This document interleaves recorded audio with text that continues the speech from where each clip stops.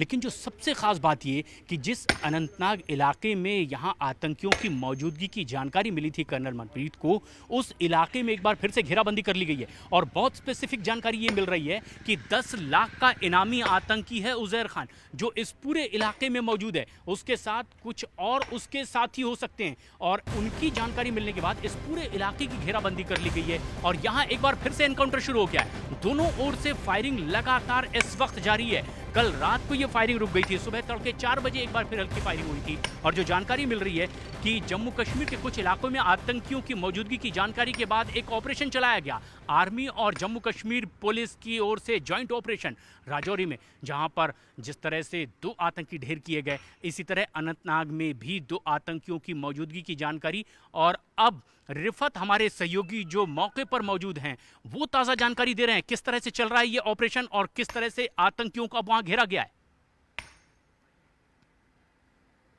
जबरदस्त फायरिंग का सिलसिला फिर से शुरू हुआ है। ऐसा लगता है कि कांटेक्ट एस्टैब्लिश हुआ है। बहुत जबरदस्त, आप सुन सकते हैं, फायरिंग का सिलसिला शुरू हुआ है और यहाँ यही वो स्पॉट है जो मैं दिखा रहा था। वहाँ पे अंदाजों इस वक्त फायरिंग चल रही है, उसका मतलब है कि मिलिटेंटों के साथ कांटेक्ट एस्टैब्लिश हुआ है।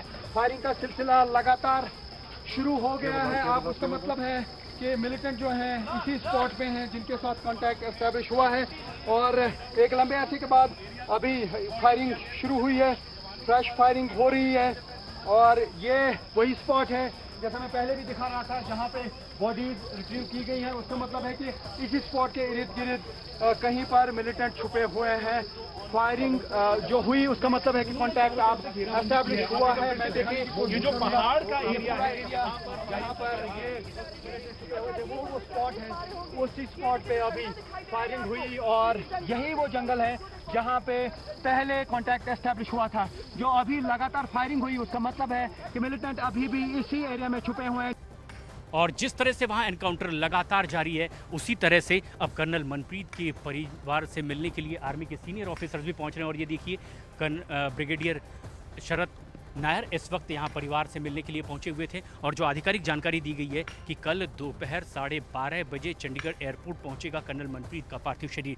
लेकिन जिस तरह से इस आतंकियों की मौजूदगी की जानकारी मिली थी, वो तस्वीरें हम अपने दर्शकों को दिखाते हैं किस तरह से बहादुरी से, जाबाजी से इन आतंकियों से लड़ते हुए 3 ऑफिसर्स शहीद हुए हैं, जिसमें जम्मू कश्मीर पुलिस के एक डीएसपी भी शामिल हैं, 2 आर्मी ऑफिसर्स, कर्नल मनप्रीत भी उसमें से एक। और जाबाजी से जब वो आगे बढ़ रहे थे, उन्हें पता चला था कि इस इलाके में आतंकियों की मौजूदगी है। उस इलाके में वो वैसे ही ऑपरेशन को आगे बढ़ा रहे थे जैसे वो इससे पहले भी कर चुके थे। कुछ आतंकियों को वो घेर चुके थे, सेना मेडल से वो सम्मानित हो चुके थे और ऐसे में अब राजौरी में 2 आतंकी ढेर किए गए। अनंतनाग में एनकाउंटर लगातार जारी है। यहाँ पर 10 लाख का इनामी उज़ैर समेत कुछ और आतंकी हो सकते हैं जिनकी घेराबंदी कर ली गई है। लेकिन ये तस्वीर भी गमगीन कर देने वाली जो हम अपने दर्शकों को दिखा रहे हैं, किस तरह से भारत माता की रक्षा के लिए इन आतंकियों से लोहा लेते हुए अपना सर्वोच्च बलिदान इन जाबाजों ने दिया है।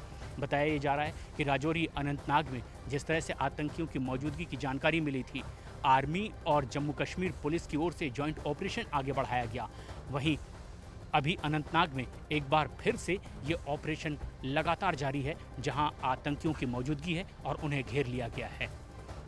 वहीं जहां अब शहीदों के परिवार की आंखें नम हैं, माहौल गमगीन है, वहीं लोगों में ज़बरदस्त गुस्सा भी देखा जा रहा है।